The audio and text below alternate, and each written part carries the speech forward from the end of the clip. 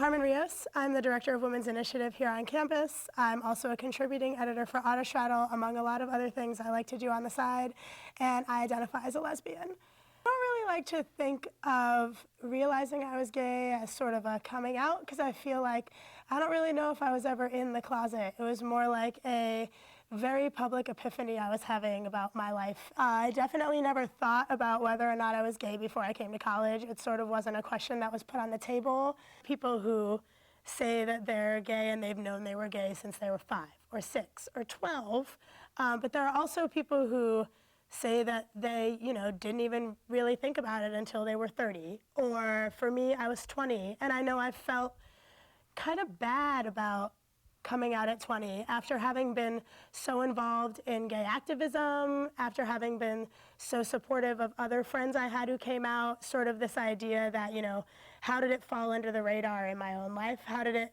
I manage to survive 20 years without realizing it or thinking about it? And the world kind of clicked and everything started making sense.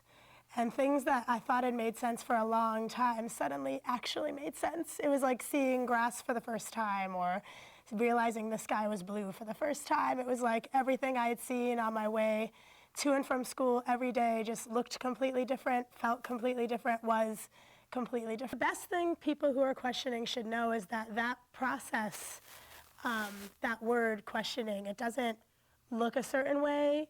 It doesn't feel a certain way. It doesn't play out a certain way for everybody. I think it was really helpful for me to just sort of think about the idea that, all gay people have different experiences when it comes to thinking about their sexuality, and it's okay if your experience is radically and totally different from someone else's, but also the idea that you're probably not alone, and there are probably a lot of people out there with those experiences that maybe you just haven't met yet. My name is Carmen Rios. I do a lot of things that make other people laugh, but I'm pretty much sometimes the only one laughing too. I eat a lot of pizza. I eat a lot of Chinese food. I have a lot of feelings. I talk about my feelings very openly with strangers, with animals, with myself, on the internet. I think art is really important. I think expression is really important.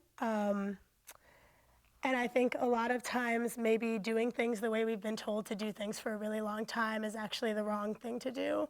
And I'm looking forward to being able to set up some sort of world or future place where people are allowed to sort of think out of the box without being told that they think out of the box. I think all thinking should happen outside of the box. Yeah, I think that's who Carmen Rios is. Dog lover, not a cat lover.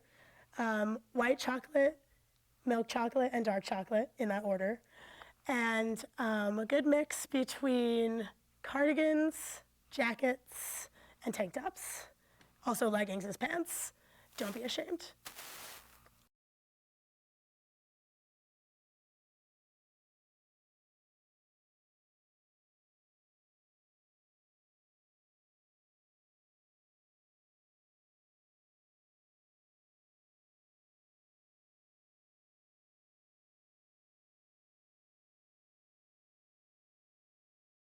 Oh, I have a lot of really great hopes for the future.